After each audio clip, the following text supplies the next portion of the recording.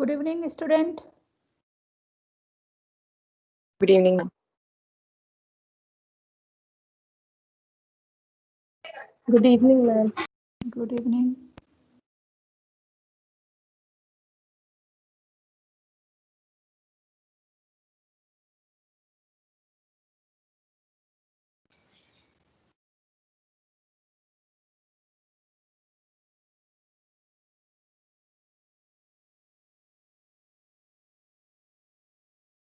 Now today we'll do the revision class of the development of GIT, and in this class I'll focus mainly on the important topic that most of the time been asked in the semester exam, university exam. Okay, so the important topic I'll be dealing with, and at the same time we will be doing discussion. If there is any query in between, you can feel free to ask me, okay?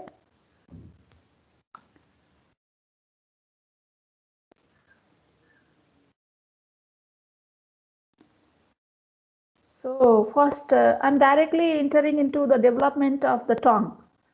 Now development of tongue is very, very important here.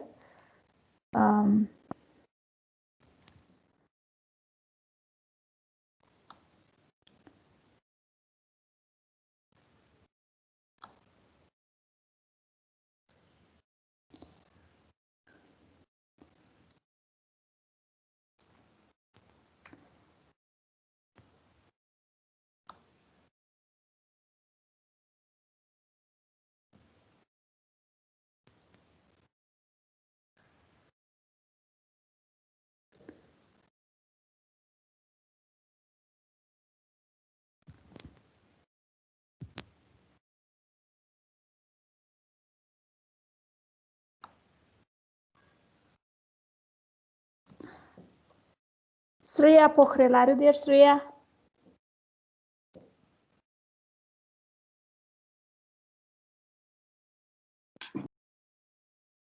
Yes, ma'am. Okay, Shreya, we have already finished the development of GIT. Now this development of tongue is very, very important, the semester exam as well as university. What are the source of the anterior to third part of the tongue, oral part of the tongue?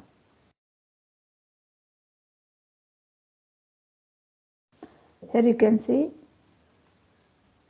this is the oral part of the tongue. Ma'am, median lingual swelling. Medial lingual swelling, and this is the medial lingual swelling. Can you see the cursor? Yes, ma'am. And these two are? Lateral lingual swelling. Okay, the lateral lingual swelling and medial lingual swelling are the derivative of, they are derived from? First pair of the pharyngeal arches. First pair of the pharyngeal arch. Now each pharyngeal arch has the parts.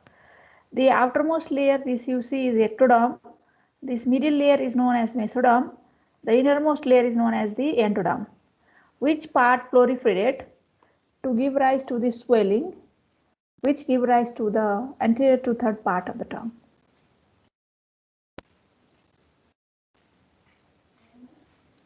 Which part of the first pharyngeal arch undergo proliferation to give rise to this three swelling,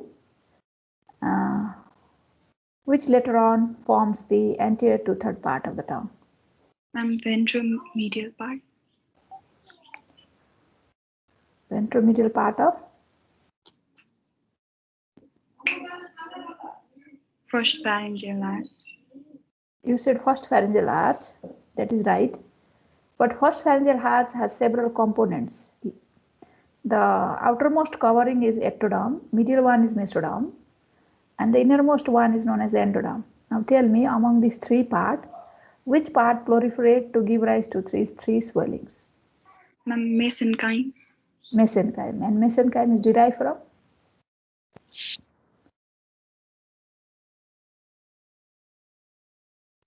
Okay, very good.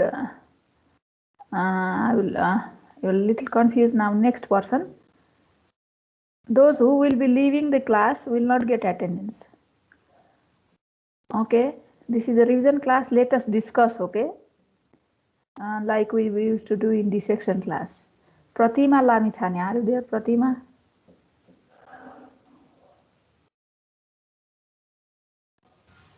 Yes, ma'am. Okay, Pratima. Which part of the first pharyngeal arch mesoderm undergo proliferation to give rise to the three lingual swelling? Medial lingual swelling and two lateral lingual swelling. One of your friends says mesenchyme. What is the source of mesenchyme, which proliferate and give rise to these three lingual swelling?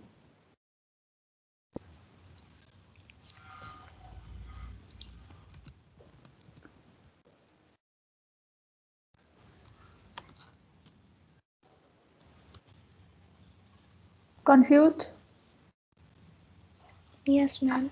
Are you okay? Then we'll go to the another person, Avantika Joshi. Avantika, are you there?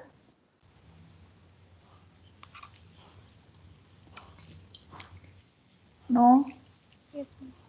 Okay, Avantika, can you clarify the answer that I have asked?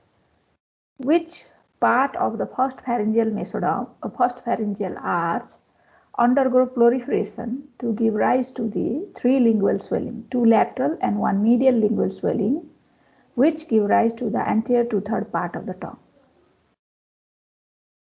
Ma'am, the lateral lingual swelling gives rise to the anterior two-third of the part.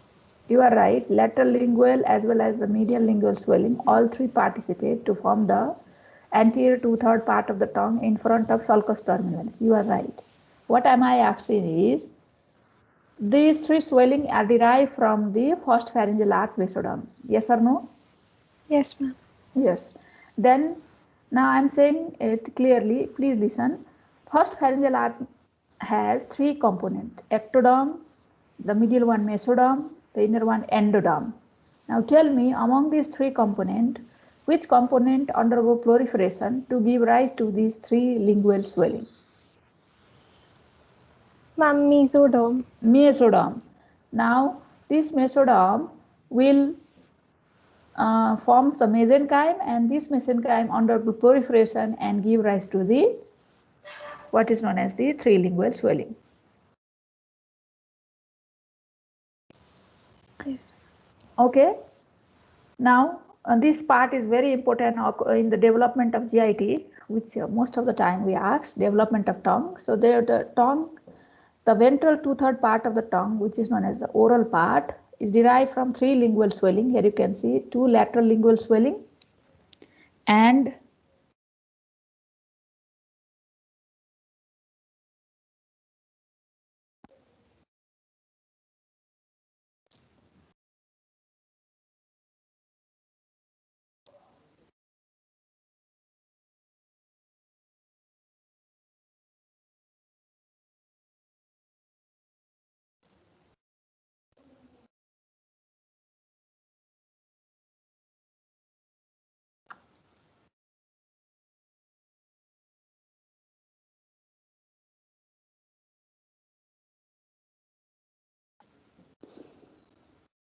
so here you can see this is the anterior two-third part of the tongue, which is derived from the three lingual swelling, two lateral lingual swelling and one medial lingual swelling.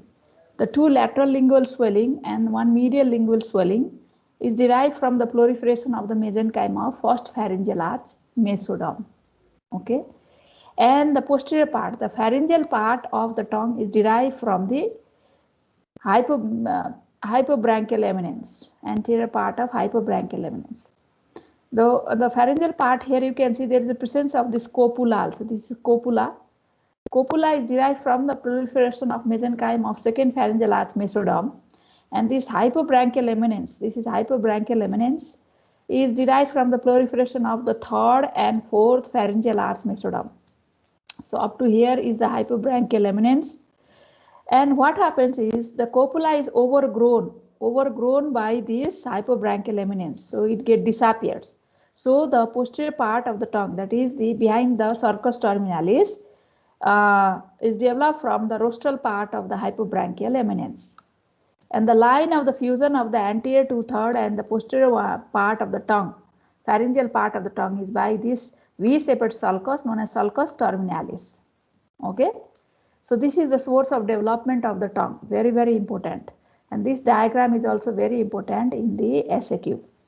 Now another very important question in the development of the tongue, in the development, is the describe the sensory innervation of the tongue on the basis of the development.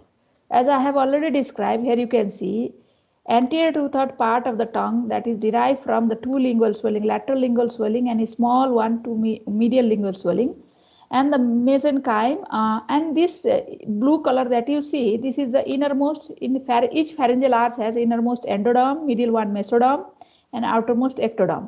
Now this innermost endodermal layer will form the mucosal lining of the anterior 2/3 part of the tongue. And since the first pharyngeal arch nerve is the which nerve? Mandibular division of trigeminal nerve. This mandibular division of the trigeminal nerve has a lingual branch. And this lingual branch of the mandibular division of the trigeminal nerve, which is the nerve of the first pharyngeal arch, innervate the mucosal lining of the anterior 2/3 part of the tongue and receive the general sensation. That means pain, temperature, touch, and pressure. So the anterior 2/3 part of the tongue, general sensation is taken up by lingual branch of the mandibular division of trigeminal nerve, which is the nerve of the first pharyngeal arch. Okay, whereas the taste sensation from the taste bud from the anterior 2/3 part of the tongue. And my dear student, as I have already described, behind these three lingual swelling, there is a small presence of the swelling on the midline known as the copula. The copula is derivative of the mesoderm, proliferation of the mesenchyme of the second pharyngeal arch. Now, what happens during development? The epithelial lining, this endodermal lining of the copula will, and the cells of this lining will proliferate and forms the taste bud in the anterior 2/3 part of the tongue. Because of which, the taste bud, that is the special sensation from the anterior 2/3 part of the tongue, is taken up by branch from the facial nerve. Because the facial nerve is the nerve of the second arch. The facial nerve provides the branch, which is the nerve of the second pharyngeal arch, provide the branch coda tympani nerve and supply the taste bud in anterior 2/3 part of the tongue, except the circumvallate papilla. Now, my dear student, as you can see with the arrow here, the hypobranchial eminence overgrows massively and encroaches the copula, and copula disappears. Because of which, the endodermal lining of the hypobranchial eminence will form the mucosal lining of the pharyngeal part of the tongue. And this is the reason why the posterior 1/3 part of the tongue, including the circumvallate papilla, is supplied by the general sensation, that is pain, temperature, touch, and pressure, is taken up by a glossopharyngeal nerve, that is the nerve of the third pharyngeal arch. In addition to it, this same nerve also carries the taste sensation from the posterior 1/3 part of the tongue or the pharyngeal part of the tongue, because posterior 1/3 part of the tongue is derivative of which pharyngeal arch, my dear? The mucosal lining is from the endoderm of third pharyngeal arch, that is the hypobranchial eminence. Now, posterior most part, here you can see the posterior most part is derivative of the fourth and sixth pharyngeal arch. The posterior part of hypobranchial eminence is derivative of fourth and sixth pharyngeal arch, here you can see. And the nerve of the fourth and sixth pharyngeal arch is the vagus nerve. So, the posterior most part of the tongue, that is near to the vallecula. Near to the vallecula, you know the vallecula, you have studied this in gross. Vallecula is the depression in between the glossoepiglottic fold. Okay, so at that point, at the root of the tongue, the mucosal lining, the general sensation as well as the special sensation is taken up by superior laryngeal branch of the vagus nerve. And vagus nerve is the nerve of the fourth arch as well as the sixth arch. So this is the sensory innervation of the tongue on the basis of the development. So this is a very, very important question. Every time, frequently, most of the time, frequently they ask this question in the university and the semester exam. Most of the time in the university exam as well. Now, the another most important viva question, most of the time professor asks you this question, and this is very fundamental questions. If you answer this fundamental question, which will give the impression to the professor or the examiner on the university exam that you are at the level of passing level. So the fundamental question is the gut tube. What is gut tube? First of all, you have to know the gut tube forms during 4th week. When there is a head folding, you can see in this picture with the white arrow and a black arrow. This is the embryonic disc, bilaminar germ disc, converted into trilaminar germ disc as the appearance of the primitive streak. You know this. And there is a formation of ectoderm, endoderm, and mesoderm. You know this. After the formation of the trilaminar germ disc at the period of the gastrulation, what happened? There is a folding of the embryo taking place. This is the head folding here and tail folding as well as lateral folding. So during the folding of the embryo, what happens? The secondary yolk sac that formed get incorporated inside the developing embryo. You can see this, yes, get incorporated into the developing embryo. When it get incorporated into the developing embryo, it forms the gut tube. What does it form? It forms the gut tube. And this gut tube is closed cranially by this membrane, fused ectoderm and endoderm, known as the buccopharyngeal membrane here, and the caudally the membrane known as here, what is the name of the membrane? Cloacal membrane. Now, what are the part of the gut tube? Here you can see after the folding, the cranial most part of the gut tube, here you see what is the name? Foregut. And the middle part is known as midgut. Now, my dear student, this midgut has a communication with the remnant of the yolk sac. And this communication is known as, what is the name of this channel? This is known as vitelline duct. And as the development progresses, this vitelline duct and the remnant of yolk sac regresses out. If there is failure of the regression of this vitelline duct, there may be formation of several congenital anomalies. Okay, and the caudalmost part of the gut tube is known as, what is this caudalmost part, my dear student? This is known as hindgut. Hindgut. Now, my dear student, what are the layer of the gut tube? This gut tube, which is formed by the incorporation of the secondary yolk sac during folding of the embryo, gets suspended into the intraperitoneal cavity. My dear student, intraperitoneal cavity, which has formed by the fusion of the during the lateral folding. So peritoneal cavity by the mesentery. Okay, and that mesentery is formed from the splanchnopluric layer of lateral plate mesoderm. So the layer of the gut tube is the innermost layer within, towards the lumen is the endoderm. And this endoderm give rise to the epithelial lining of all digestive tract. In addition to it, it also give rise to specific cells, that is the parenchyma of the gland associated to the digestive system. For example, hepatocyte, exocrine and endocrine gland of the pancreas. Now, this gut tube is suspended into the peritoneal cavity by the fold of the mesentery, dorsal mesentery. And this dorsal mesentery is derived from splanchnopluric layer of the mesoderm. So, this is the outermost covering of the gut tube is splanchnopluric layer of lateral plate mesoderm. And this is the main important layer which give rise to the stroma of the gland associated with the GIT, all the layer of the gut tube, that is digestive system, except the epithelial lining. That means you have studied in the histology what are the layer of the gut tube. Fundamental layer, you know, that is mucosa, then submucosa, then there is muscularis externa and serosa. And in the mucosa also it consists of 3 layers. The innermost layer towards the lumen is known as epithelial layer. Outside the epithelial layer is lamina propria. Then outside it is muscularis mucosae. Outside the mucosa is submucosae. Then muscularis externa having inner circular, outer longitudinal, and then serosa. So these all layers except the epithelial lining are the derivative of splanchnopluric layer of lateral plate mesoderm. In addition to the connective tissue, blood vessels and all peritoneal component, that is visceral peritoneum. That is which peritoneum is splanchnic mesoderm give rise to? Visceral peritoneum. So this is the fundamental question. This is the basic question, fundamental question you should always remember throughout your life. And very important viva question, and it is a 1 or 2 marks questions. How does what is gut tube? How does it form? What are the parts of the gut tube?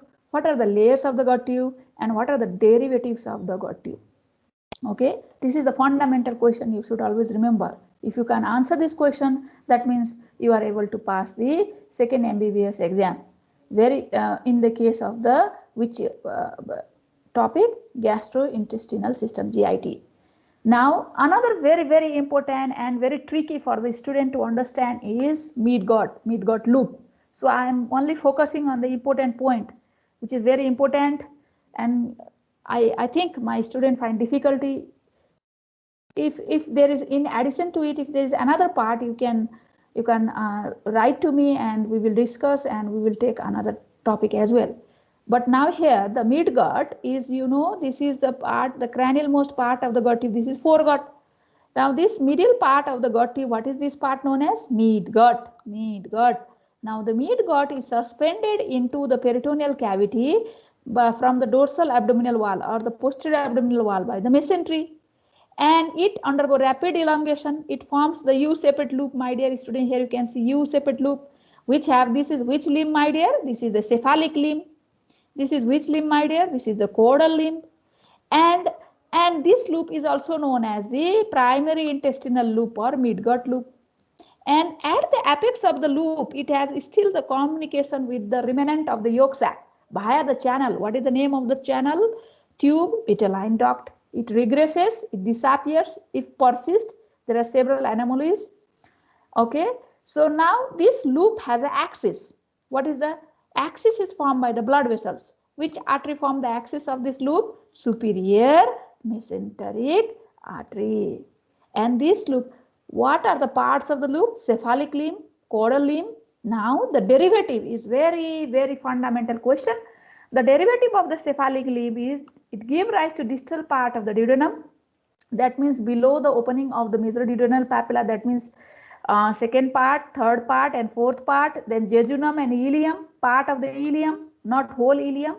Now caudal limb gives rise to the lower portion of the ileum, cecum, appendix, ascending colon and right 2/3 part of the transverse colon. Right 2/3 part of the transverse colon. Beyond that, left 1/3 part of the transverse colon, descending colon, sigmoid colon, rectum, anal canal are the derivative of hindgut.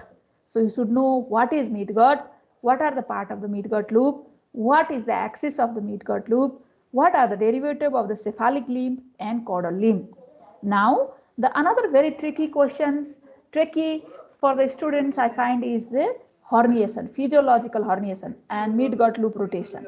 Now physiological herniation, here you can see the midgut loop undergo the 270-degree counterclockwise rotations. Now what happens in the development, the size of the liver is very large. Okay, very large size of the liver, rapid growth and expansion of the liver.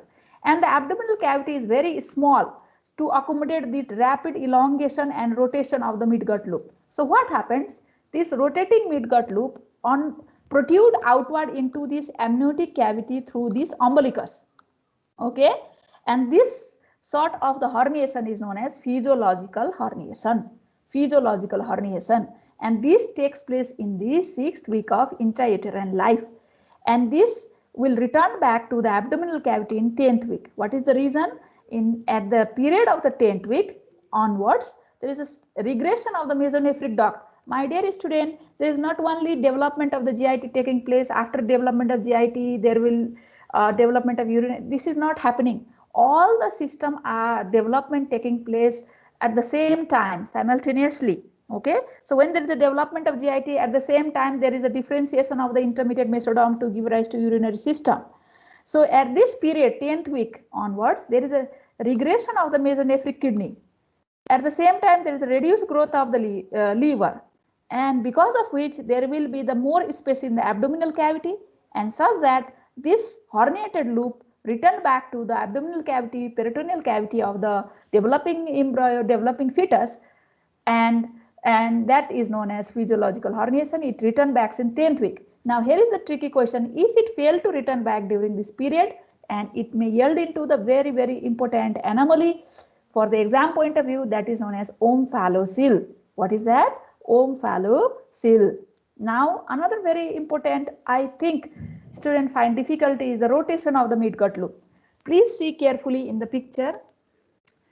This is the midgut loop, and it has the axis Excuse me, cephalic ma'am. limb. Yes, Ma'am, I have a question in the physiological herniation. yes, please. Ma'am, when the tube is coming back inside, ma'am, both Yes. the pre-arterial segment and post-arterial simultaneously come inside, or they like twist and turn, then they come? They undergo rotation, my dear student.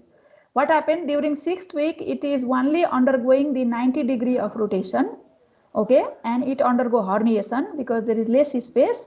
And when it is returning back, at the same time it is undergoing remaining 180-degree counterclockwise rotation.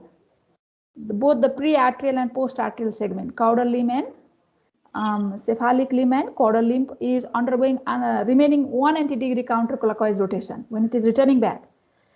So at the same time, if they undergo malrotation or non-rotation or no rotation at all, what happens? There will be the abnormal position of the intestinal loop, small intestine and large intestine. Do you understand? Yes, ma'am. So now here you can see what is the axis of the midgut loop? Superior mesenteric artery.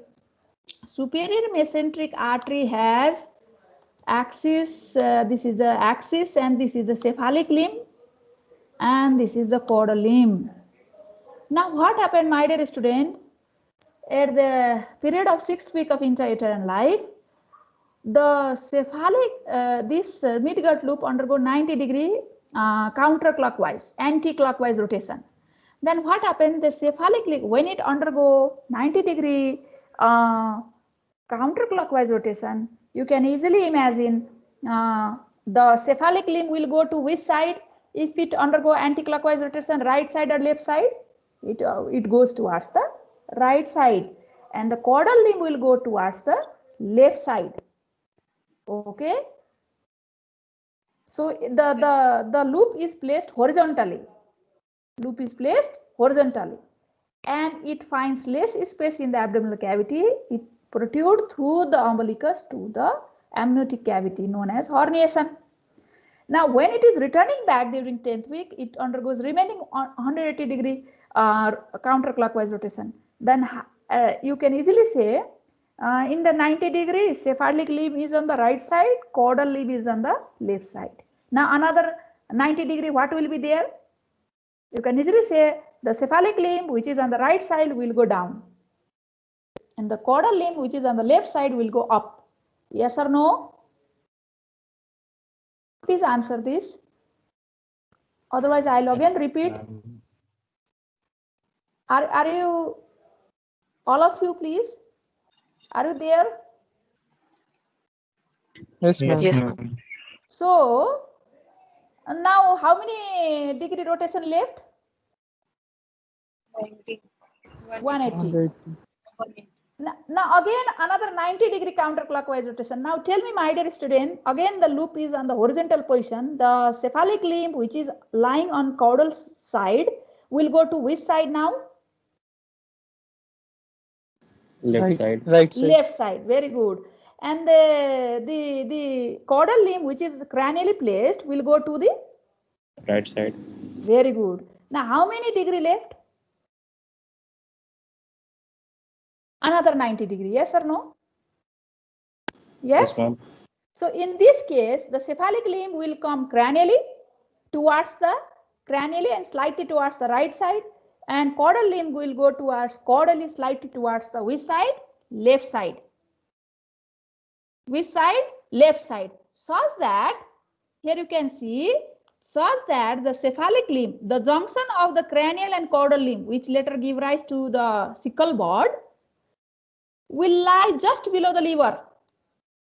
And the cephalic limb, which is lying towards the cranially, just towards the right side, will form a framework. See here, a framework. And this framework later give rise to the large intestine. Inside this framework, the caudal limb, which is lying caudally to slightly towards the left side, will undergo rapid elongation and forms this small intestine, loop of the small intestine. This is how the adult position of the large and small intestine is placed in the fetus. But still in this condition, my dear student, the sickle board is lying in the subhepatic position. What happens? as the liver regresses, the size of the liver reduces. There is also the elongation of the ascending colon at this point. When there is an elongation of the ascending colon, the cecum will come to lie in the right iliac fossa. Cecum will come to lie in the right iliac fossa. And this is how there is a formation of the framework-like appearance of the large intestine, within which lies the loop of the small intestine. So, thus the caudal limb here you can see give rise to the large intestine, and cranial limb give rise to the loop of the jejunum and ileum. Okay, so here you can see in the summary, you should know the midgut loop undergo 270-degree anti-clockwise rotation. In the 6th week, it goes 90-degree anti-clockwise rotation. The axis under which the rotation takes place is superior mesenteric artery. When the 90-degree rotation takes place, the cranial limb come to lie on the right side, caudal limb to the left side, and it undergo herniation. That is physiological herniation. And in the 10th week, when it is returning back, at the time of the returning back, it undergo remaining 180-degree counterclockwise rotation. It does not suddenly undergo 180-degree. The rotation takes place 90, 90, 90 like this. First 90, second 90, third 90, fourth 90. This is how 270-degree counterclockwise rotation takes place. In such a manner, the caudal limb forms the large intestine, framework of large intestine, and cranial limb forms the loop of the jejunum and ileum. Now, when this physiological herniation persists, then that condition is known as congenital omphalocele. That is the failure of the bowel or the loop of the small intestine to return back to the peritoneal cavity. Okay, and how do you differentiate the omphalocele with gastroectasis? In the case of the omphalocele, it is covered by the amniotic membrane. Excuse me.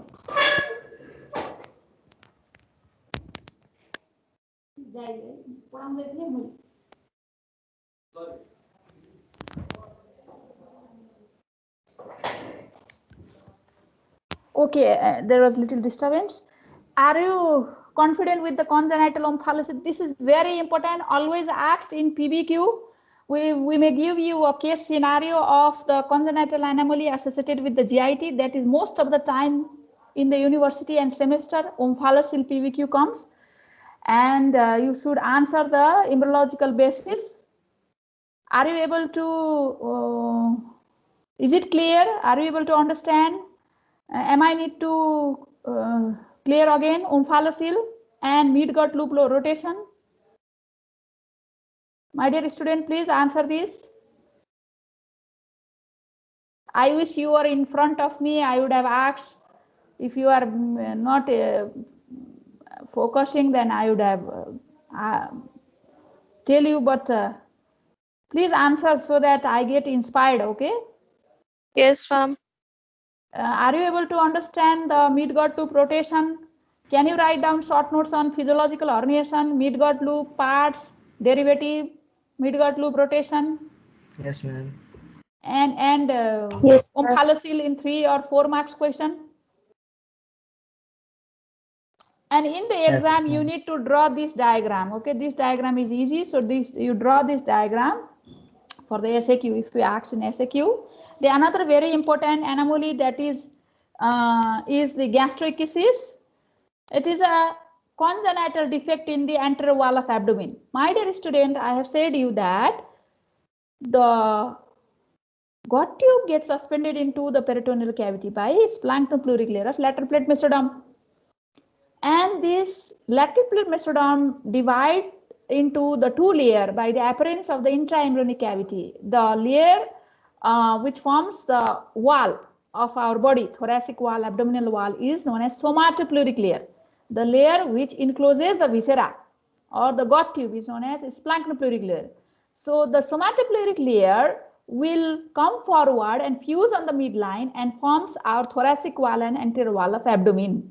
Now, when there is failure of the fusion of, in the case of the anterior wall of abdomen in the midline, the condition is known as gastroschisis, and in that condition, the loop of the intestine that is formed during the rotation of the midgut loop may protrude outside into the amniotic cavity. Here in this case, what happened? The viscera which is protrude into the amniotic cavity, okay, are not covered by the peritoneum or the amnion. So may be directly exposed to the amniotic fluid and get damaged. So you cannot see the signing covering in this viscera. You can see in this picture, whereas in the previous condition, you will see the loop of the intestine be covered by the amnion or the peritoneum. This is the major difference between omphalocele and the gastroschisis that you can use to differentiate between the two anomalies in the fetus. First, in the neonate that has taken birth. Okay.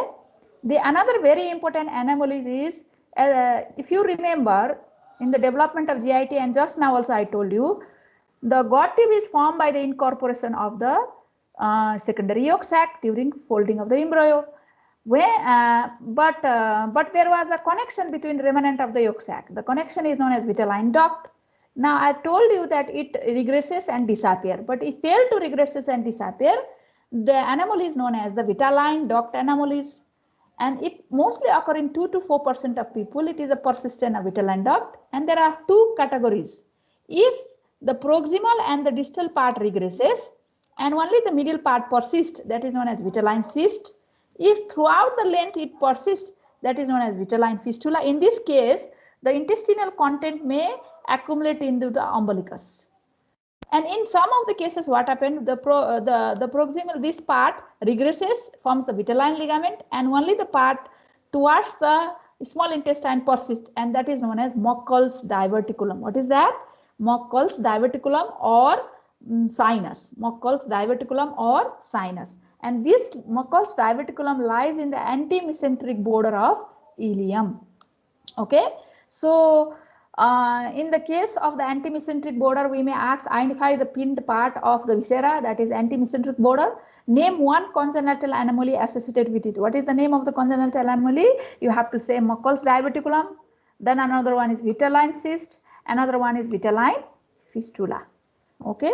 This is the gross spotter questions. This is very important in the spotter exam. Now, another very important SAQ, PBQ, and in the semester and university topic is in the GIT is cloaca. And viva question cloaca. Most of the examiner will always ask the viva question in cloaca, and we have the embryology model of the cloaca. Okay. So this is a very important. What is cloaca? First and foremost question they ask. The cloaca is the terminal part of the hindgut. It is lined by endoderm. The cloaca is adhere with the surface ectoderm, and the fusion of the ectoderm and endoderm here in the caudalmost part is known as which membrane? Cloacal membrane. This cloaca is divided into anterior and posterior part by the proliferating mesenchyme, which goes downward and fuse with the cloacal membrane. What is the name of this mesenchyme? Urorectal septum. Urorectal septum divides the cloaca into ventral part. This is ventral part. Here you can see ventral part urogenital sinus and dorsal part rectum and anal canal. Urogenital sinus is the source of part of the urinary and the reproductive system, whereas the rectum and anal canal give rise to rectum and anal canal of the GIT. Now, my dear student, this same urorectal septum fuse with the cloacal membrane and divides this cloacal membrane into two parts, anterior part and posterior part. The anterior part is known as urogenital membrane. Urogenital membrane. This urogenital membrane get ruptured and give rise to two openings in the female. What are the two openings? Anterior urethra and posterior vagina. In the male, only one opening, that is urethra. And in the case of the both male and female, anal membrane rupture and give rise to anus. This is very important. And my dear student, the point of the fusion, the point of the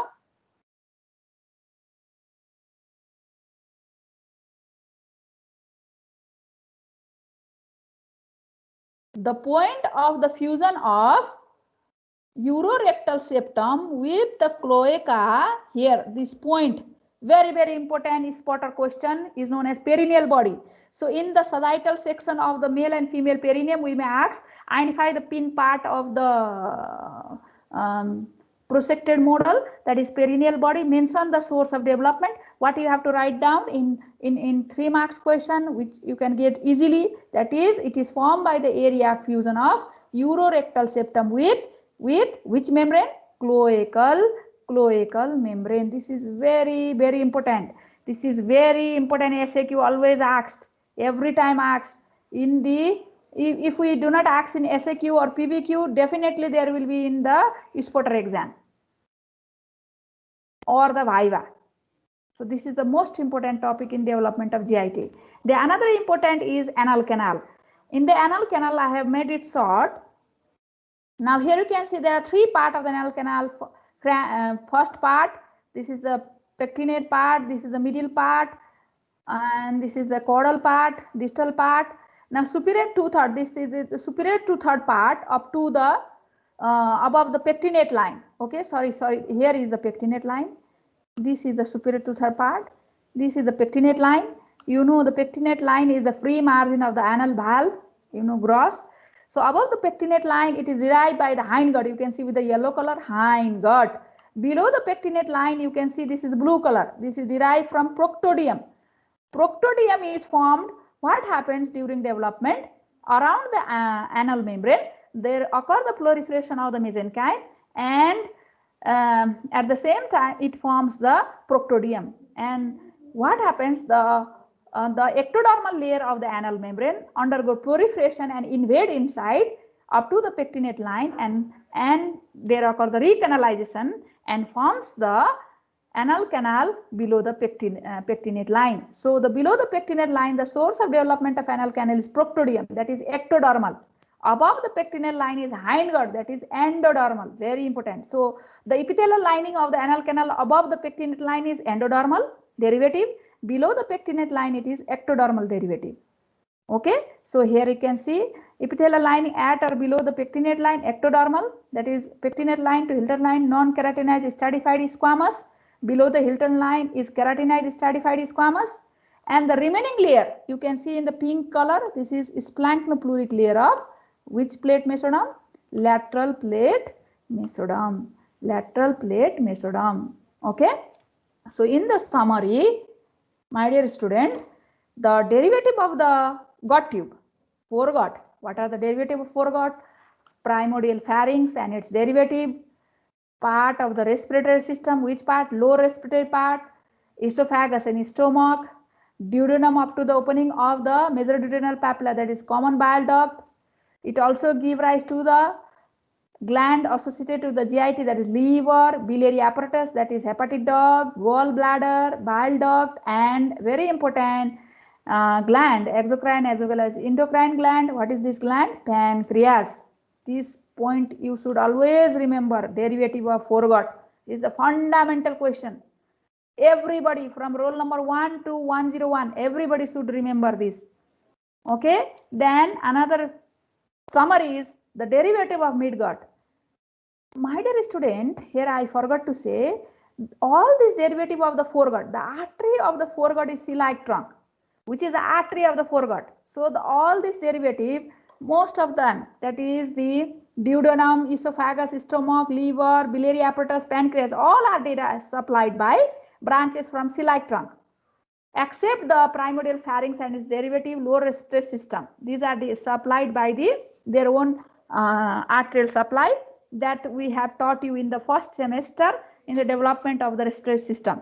But still, if you find difficulty, you can ask me in the class or the after class also. First you read, and if you find difficulty, you can ask me.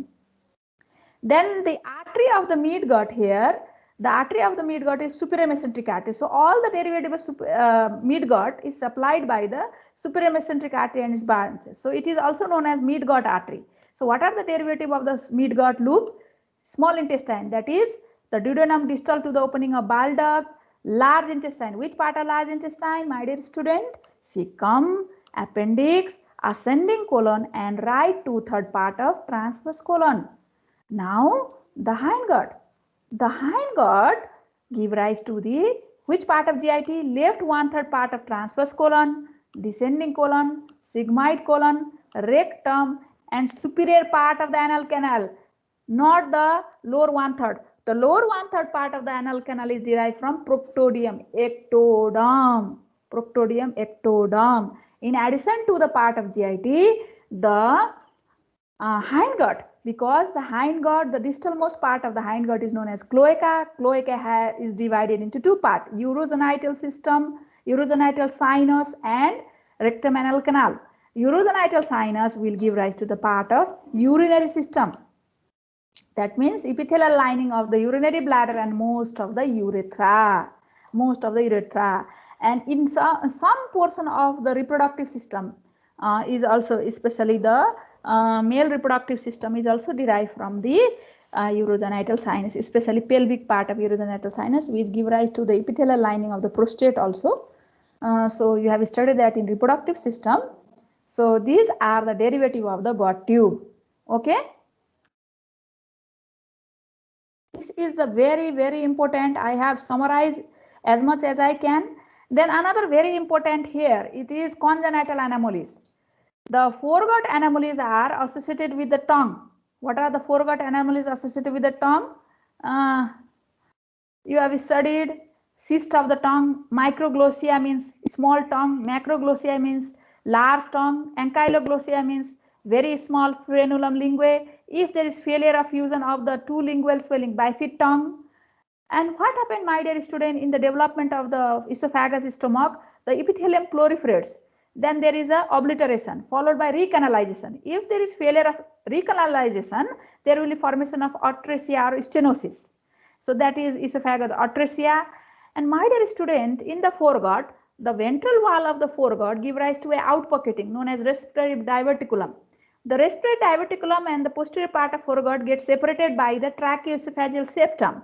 Now, if there is failure of formation of this septum, there is a formation of this fistula, tracheoesophageal fistula. So most of the time in the foregut, we ask tracheoesophageal fistula in the exam, tracheoesophageal fistula. However, you should know all these anomalies of the foregut in the viva point of view or short answer question point of view. Most of the time we ask these anomalies in 1, 2, or 3 marks question.